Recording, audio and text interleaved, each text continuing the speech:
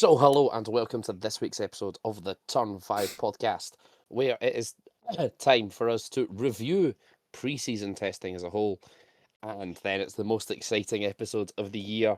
It's our post-pre-season season predictions, where we give you a full 1 to 22 of the drivers and 1 to 11 on the teams, and then come December, we see how very, very wrong we were. For a recap on the points, if you get a driver spot on, it's 3 points. If you get a driver within one position, it's 1 point. Anything other than that, you get hee-haw. Which means there is a maximum of 66 points available for the drivers. For context, with 60 available points last year, the highest was 21. So it's we're really good at this. Chris, however, is not. He scored 9. Yeah. Wow. I had to get that one in there. Indeed. Well, let's get to it. First of all, Formula One have announced a new promotional campaign that they also announced last year called It's All to Drive For. And they got that guy from the F1 movie. What's his name again? Damson Idris. Yeah, I can remember his name. Yeah. See, when the teaser dropped saying, it's we come back tomorrow at 4 p.m, I was like, oh my god, they've actually announced a second movie trailer. No, it's just the same bollocks as last year. Yeah. Only last year was better because it gave us the F1 theme on piano. It was very, cinematic. Good. Yeah. Whereas this year, it's just drivers saying, we don't know what's going to happen. Well, yeah. Oh my of course god! We don't. It's a new season. Yeah, that's kind of the point. So yeah, it's all to drive for. Was there any other news this week? Theo Porcher's got announced as a Mercedes development driver. So it's another one. Welcome back to the paddock, Theo Porcher. And I think that's it. Shall we get into what happened in testing? To mark International Women's Day, Haas's Laura Muller and Red Bull's Hannah Schmidt have had turn 6 dedicated to them at the Australian Grand Prix. I was going to cover that next week in the Australian Grand Prix episode. It's news. It happens this week. Okay. So there we go. What that means, I'm not entirely sure, but the corner is named after them. Yeah. They have a dedicated corner. The Muller and Schmidt's corner. Yeah. I don't know if they've actually explicitly said what the corner is going to be called. Yeah, they just said it's part of the In Her Corner campaign that I've never heard of before. Is it Muller-Schmitz? Is it Schmitz-Muller? I guess we'll find out next week when the track map gets published. Who knows? So, testing. Yeah. How much of it did you watch? Yes. So that's none. I watched some, and I watched the recaps. I did, however, have the disadvantage of being abroad for the first week, and to be fair, the first week all we got was an hour each day, and working during the entirety of the afternoon session on Thursday and Friday, so missed all of that, and also just generally only watched a little bit here and there. Ben? I've just seen something else that Alex Dunn has joined Alpine's younger driver development program. I feel sorry for him. So that poor sod has gone through getting signed to Red Bull and then fucking having that cut. And now he's signed for Alpine. An Alpine, yeah. But testing wise, I probably watched the last sort of half an hour of each day. To be fair, that's the exciting bit. Power hour. Yeah.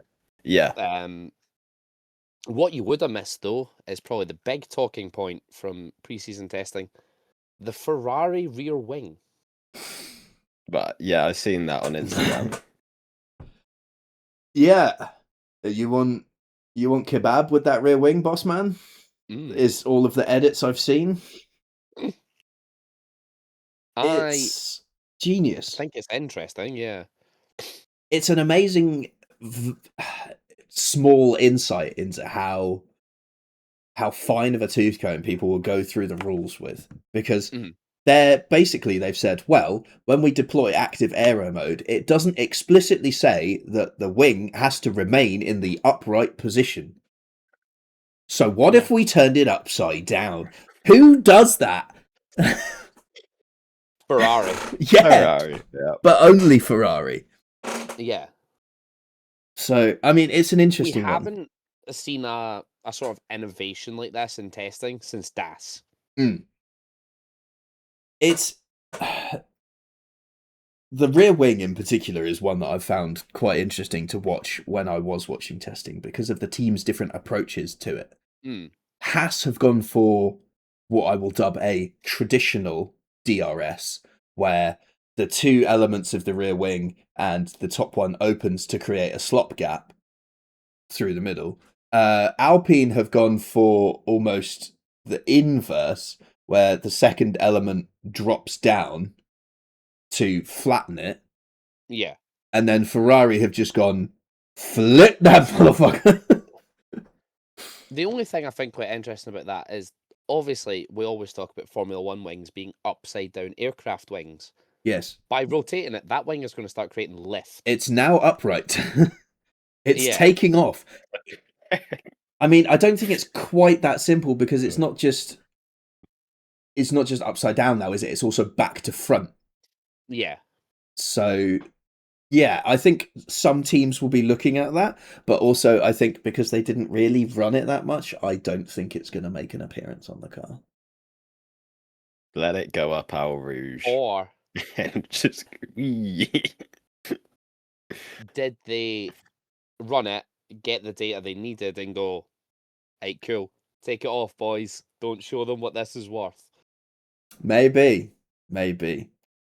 So I don't know. It's a tough one, but obviously everybody is now running a simulator. Yeah. This could be the biggest big brain Ferrari piss take of all time because they're now getting people to waste CFD time and potential allocations on their wind tunnel time on testing a wing that flips upside down. Yeah. That's nuts. If this is just a piss take and they're actually going, yeah, we never intended to run this, but we thought it'd be funny. Insane. Because it's not just the fact that it flips over, it's the fact that they've got all of the mechanism built into the end plates of the rear wing. That's a lot of hours invested in testing this. Yeah. For them to only run it for an hour. Yeah, only done like 8 laps or something, and then they went, right, cool, box. Speaking of only doing 8 laps, the other big news from testing. Aston Martin. They ran out of parts? That's embarrassing. But not only did they run out of parts, their power unit is just shit. Yeah, Honda's back. Honda is back. Honda really saw who they were supplying engines for and said, you want GP2, baby? We'll give you GP2. That is, I think this could be the biggest fall off in this year, is the Honda power unit specifically. Because how can you go from supplying Red Bull, which was the best car on the grid for the second half of last year, to this? There is a line of thought on it. Honda had a mock-up power unit available. And then the rumour mill is going in that Adrian Newey came in and said, you see, that power unit won't do. I need you to fit it in this size of box. And Honda have not been able to replicate the same results with a smaller box. Right. I mean, maybe. Because Alonso's really happy with like the actual chassis of the car. They were doing all of the the usual fine tuning of the balance and the aero setup and this, that, and the other. But that's pretty standard running for stuff. It's just the power unit just wasn't there. Awkward. Somebody at Honda's going to have a big question to answer. Oh yeah. So Um. look, once they get that sorted and they get their engine comparable to everyone else, then in my mind, there's no question they're going to be up there. Have you seen? Speaking of Newey, sorry, have you seen his pre-ground effect era design is back? No. The aggressive, high rake Red Bull design has made its way to Aston Martin. That is a ridiculous amount of rake on the rear of that car. Oh yeah, I did see that because they compared it with the Ferrari, which just has fucking none. It's flat. Well, in fact, they compared it with the McLaren at first, and it's like there's very little daylight. And then they compared it with a Ferrari. And it's like, is there any? Yeah, that was crazy. I mean, if it ain't broke, don't fix it comes to mind, right? Adrian won many a race and many a championship with that high rake philosophy. And he seems to be one of the very few people who can actually make that work. Yeah. And it's not like he's giving a challenging car to a pair of drivers that can't handle it. He's just giving it to one. The other one is more than capable of wrestling a car that is a bit more aggressive. What springs to mind is it was an old documentary about Fernando, and it was about his turning style in the 2005-2006 era. It was basically he would deliberately make the car understeer and then wait for the front to grip and then stamp on the throttle and just basically rinse and repeat through the corner. And it just worked. It's just for that era of car, that just worked. And that's how he was so ridiculously quick. And Michael learned about it because obviously Schumacher was his biggest rival in the 2005 era. And he couldn't replicate it. Which is like, that's nuts. Yeah. Arguably one of the best drivers ever, and you've developed something that he can't compete with. So, Alonso knows his way around a shitbox. He also knows his way around a car that is a bit of a menace. But ultimately, you give him something that goes, and it will go better with him in it. Sadly, however, it looks like a supreme shitbox. It does. I have a list here. Hang on 2 seconds. Of that's the wrong window. The amount of laps completed by each engine manufacturer. I will specify that because I thought it was going to be a breakdown of team by team, but it's just engine manufacturers. Mercedes between their teams, so that's obviously Mercedes, McLaren, Williams, and Alpine now. So they're 4 teams. They clocked up 4,098 laps. Ferrari clocked up 3,084 laps in their teams. Red Bull Ford powertrains, 2,021 laps. Obviously, they're only providing 2 teams. Audi, obviously only providing themselves, 941. Honda, 394. Yeah. That's barely over 50 laps a day. That's 1 race distance a day. 57 laps is a race distance. Yeah. Oh god, that's they're cooked. Yeah. It's 57 laps for a Grand Prix. So if they did 1 Grand Prix distance a day in those 6 days, they'd have done 342 laps. So they've done 52 laps over a race distance. So they've done nearly 7 race distances. Whereas between the Mercedes power unit teams have done nearly 72 race distances. They've done 10%. That's criminal. Yeah. But also hilarious. As we say, they're cooked. Mm. They do seem to have sorted the issues around starts out, which is good. Ferrari have. Oh, Ferrari are rapid off the line, but the FIA as a whole, with the whole new start sequence, Oh, did they? where I they'll didn't get hear what they everyone on the announced. grid, flash blue lights along the side panels. Oh, is that to meaning say, everyone's in position? yeah, we're starting in a minute. Start Right. revving your engine, and then the 5 lights will come on. That's fair, because it means you don't. If you're at the front, you don't have to just fucking sit there revving your engine for 40 seconds. Yeah. Speaking of the FIA, did you see the news that came out? No. I'll see if I can find it on my Instagram. I think I saved it. It was to do with engines, unsurprisingly. Where did I save it?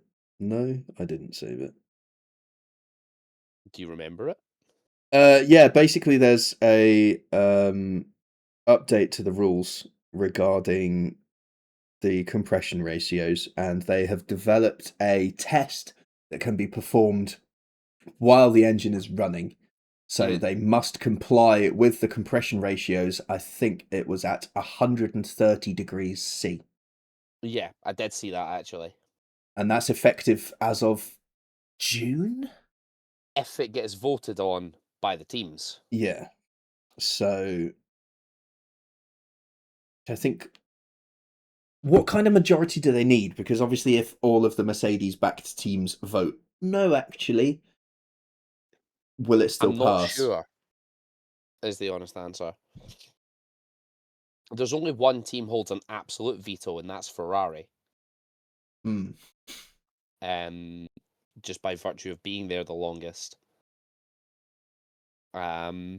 Which they actually have exercised, or it's rumoured that they have exercised this season.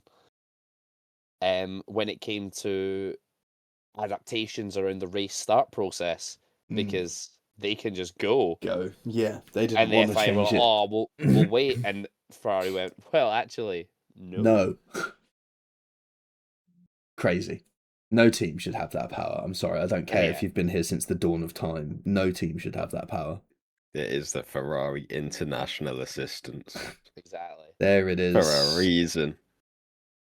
Bring it back. And yeah, I think that's probably about it for testing. Shall we get into the nitty gritty then? What we think is going to happen? Fernando Shall we Alonso, do you are world predictions? champion. Oh, yeah, go on. I was so hopeful for Aston before testing. The whole of last year, you're just Aston's gonna cook so much.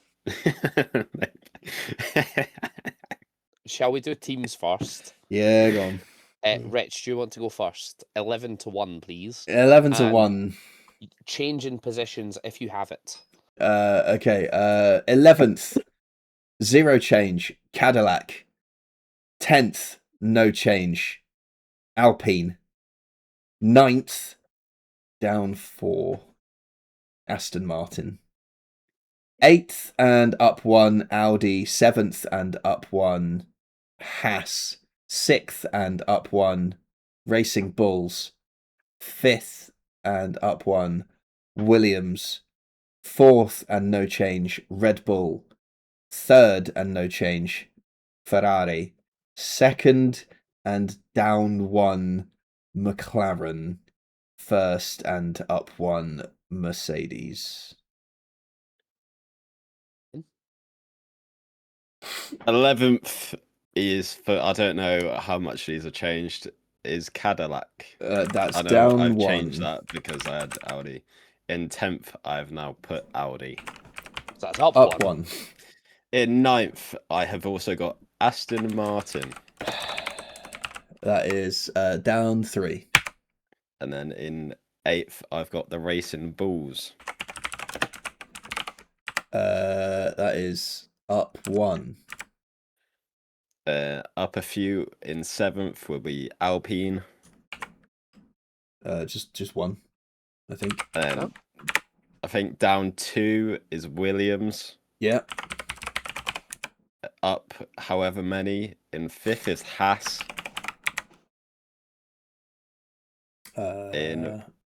That's what up 2, yeah. In 4th is Red Bull. That's down 1. In 3rd is McLaren. That's down 2. In 2nd is Ferrari. That's up 3. And in 1st is Mercedes. Which is up 1. Yeah. Yeah. So, in 11th and down 5, I have Aston Martin. That's so fucking rude.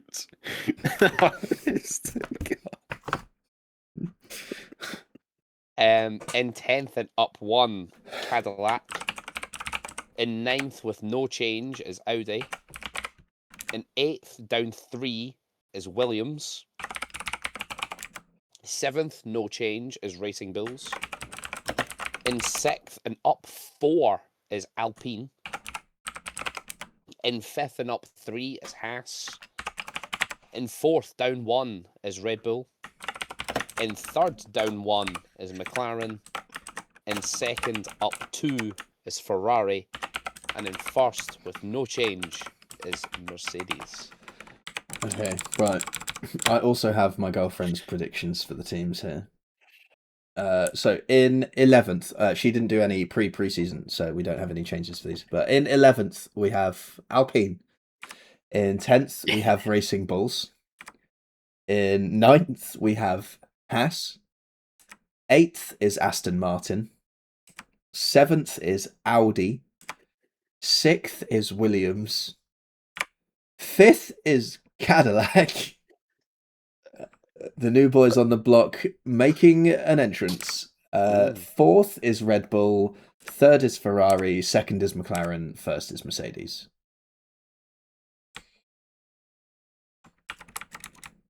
I do have social media ones, but not to hand, so I will share those next week. Fair. Because some of those guys also done preseason predictions, so oh damn, I okay. can see how they compare. Driver's time. I'll go first. In 22nd and down 6 Fernando Alonso is Stroll. Lancelot Stroll. Come on, put the worst one worst. Jesus. In 21st and up 1 is Perez. In 20th, also up 1 is Valtteri Bottas. In 19th and down 8 is Fernando Alonso. God. My boy! Look how they've massacred my boy! See, finishing one race the whole year. 1 point. But no, I think he'll finish races. I just don't think he's going to get points in many of them. In 18th and up 2 is Bortoleto. In 17th with no change is Nico Hülkenberg. In 16th, -3 is Arvid Lindblad. In 15th, -5 is Alex Albon. In 14th, also down 5 is Carlos Sainz. In 13th, down 1 is Liam Lawson. In 12th and up 7 is Franco Colapinto. In 11th and up 4 is Esteban Ocon. In 10th and up 8 is Pierre Gasly. Jesus Christ. In 9th, up 5 is Ollie Behrman. In 8th, with no change, is Isaac Hadjar. In 7th, down 2 is Max Verstappen. In 6th, down 3 is Lando Norris. In 5th, also down 3 is Oscar Piastri. In 4th, up 3 is Lewis Hamilton. In 3rd, up 1 is Kimi Antonelli. In 2nd, up 5 is Charles Leclerc. And in 1st and World Drivers' Champion is Woody Russell.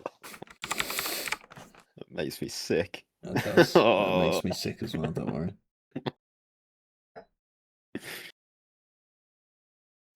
Ben, would you like to go next? In 22nd is Lance Stroll. Go on, the boy. In 21st, I have Sergio Perez. In 20th, I have Valtteri Bottas. In 19th, I've got Gabriel Bortoleto. 18th, RV Lindblad. 17th, Nico Hulkenberg. In 16th, I've got Franco Colapinto. In 15th, I have Liam Lawson. In 14th, I've got Fernando Alonso. Doesn't matter how shit the car is, he gets results. In 13th, I've got Alex Albon. In 12th, I've got Carlos Sainz. 11th, Esteban Ocon. 10th, Ollie Behrman. In 9th, I got Pierre Gasly. In 8th, I've put Isaac Hadjar. In 7th, I've got Oscar Piastri. In 6th, I've put Max Verstappen. In 5th, I've got Lando. In 4th, I've got Kimi Antonelli. 3rd, Charles Leclerc. 2nd, Lewis. And 1st is that guy from Toy Story. Sorry, Ben, where did you have Alpine in your predictions? 7th. I have him in 7th. Okay. So Pierre Gasly's doing the heavy lifting then. Yes. Fucking Colapinto struggled to get on the grid, mate. So yeah. Rich. Pierre doing heavy. In last place, and as a surprise to nobody, Lance Stroll. In 20... Watch is over. Esteban Ocon is not in last. Did I put him last year? You did. I did. Okay, fine. The Hate Watch changed. put on some realistic sunglasses. Okay. In 21st, Esteban Ocon. I should have. I really should have. No, I didn't. In 21st, the secondary Hate Watch, Franco Colapinto. That's just why is he there? If you're gonna boot out Jack Doohan after 5 races where he was arguably just as shit as Franco Colapinto, but that's for another episode. In 20th, Sergio Perez. I'm trying to hang on. Sorry, gaps. Lance Stroll was down 8. Colapinto up 1. Perez up 1. Gabby Bortoleto in 19th up 1. Valtteri Bottas in 18th, up 1. Pierre Gasly in 17th, up 1. Hülkenberg, 16th, up 1. Ocon, 15th, up 1. Arvid Lindblad, 14th, up 1. Liam Lawson, 13th, down 1. Carlos Sainz, 12th, down 1. Alex Albon, 11th, down 1. Fernando Alonso, 10th, down 1. Ollie Behrman, 9th, up 4. Isaac Hadjar, 8th, no change, and we've all put Hadjar 8th. So he's not finished in 8th. We ain't getting no points for that one. Lewis Hamilton, 7th, no change. 7th? Charles Leclerc, 6th, no change. Max Verstappen, 5th. No change. Oscar Piastri, 4th, down 2. Kimi Antonelli, 3rd, up 1. George Russell, 2nd, up 1. Lando Norris, numero uno, baby. No change. He stays. Domestic. Someone's got to have some. Then you put McLaren 3rd in the constructors. 2nd, actually. Thank you. Okay. I did think about this. I think 1 and 4 doesn't quite beat 2 and 3, so... And my girlfriend's predictions. 22nd. Lance Stroll. She knows wheel. Did she put that before you even looked at it? Or yes. Were you like Lance Stroll's? That was it. Nice. 21st, Colapinto. 20th, Ocon. She learnt from the best.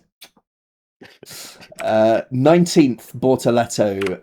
18th, Albon. Not a good season for Alex. 17th, No. Liam Lawson being outscored in 16th by his rookie teammate, Arvid Lindblad. You know what? Could see that happening. 15th, Nico Hulkenberg. 14th, Pierre Gasly. Just making sure we get the surname right there. 13th, Carlos Sainz. 12th, Valtteri Bottas. 11th, Sergio Perez. The new boys on the block putting in a shift. 10th, Fernando Alonso. 9th, Isaac Hadjar. There's always one. 8th, Ollie Behrman. To be fair, rate that. 7th, Leclerc. 6th, Hamilton. 5th, Piastri. 4th for George Russell. Oh my goodness. 3rd for Max Verstappen. 2nd is Kimi Antonelli. And 1st is Lando Norris. Oh wow. We're either witnessing greatness or we've just seen sanity. So, good job, babe. Love the predictions. They're all correct. Okay. As of now, yes. Exactly. She's in the game now, though, so we need predictions every week. I know. You're not escaping this. I need 24 race predictions from you when we get there.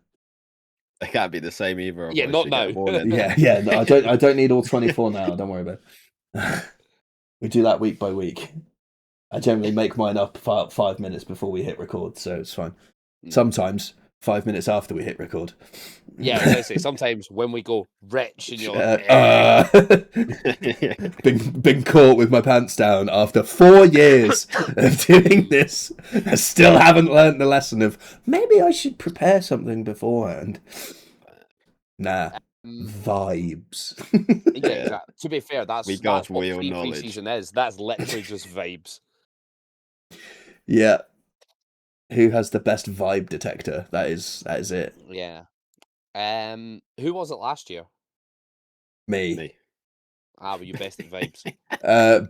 Ben was best at pre-season vibes.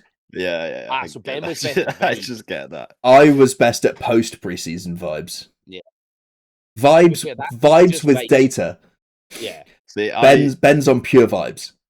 I understand vibes, and then I overthink it too much and get it wrong. So see, whereas I go for vibes and get a vibe check and validate. Well, yeah, I think that's about it for this week's episode of the Turn 5 podcast.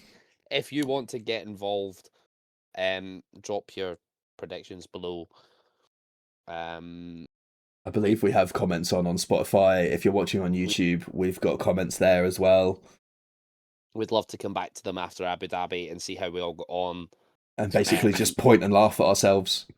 Yeah. And go generally, what the fuck? People in the WhatsApp, Australia. We'll come back to that next week. And with that, join us next week for the first race preview Thank of God. the season. It's here. We are properly back. We'll be previewing the Australian Grand Prix, and we'll have the return of the most beloved segment of the Turn 5 podcast. No, it's not Mazepin Bingo. It's the Perez position predictor. It's back. The first returning segment from the depths of retirement. You could have a legit bold prediction of a car not getting off the grid. Yeah. Yeah, to be fair.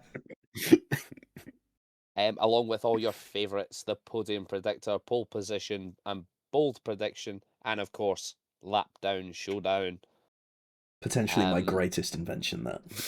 Just Lance Stroll every week. Lance Stroll, DNF, lap 40. Lance Stroll is going to be this year's Franco Colapinto. The Stroll setback. Something. I don't know. Yes! That'll do.